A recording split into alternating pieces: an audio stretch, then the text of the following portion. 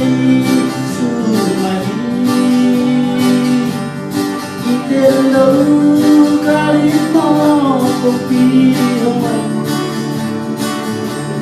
Terbuat bang Menggil bang Yang dan Luanji Oke Yesus Yesus kami Benar Tuhan Kau boleh Aduh namun tengah siluante Bosian na punung Mun khát dòng màu đầu Khát đầu và cây mà cô Siya sakti Oh my tendency Sumali Iterlo kalimo kopi hong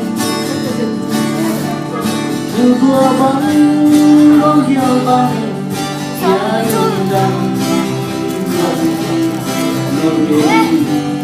Yesus Yesus kami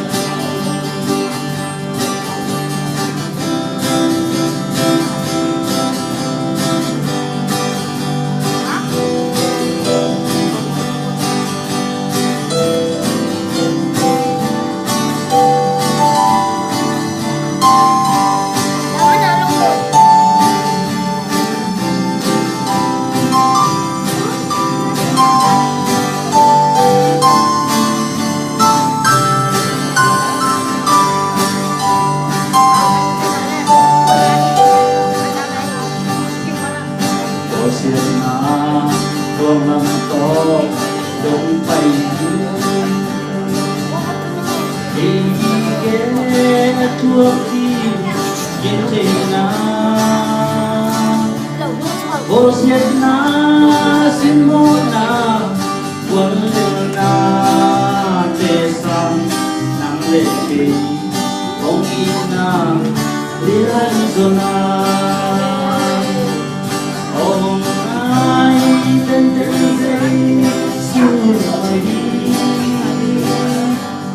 Ite lâu kalimo Ông đi hong Terbuat bang Menggil bang Yang dan Luanji Oke Yesus Yesus kami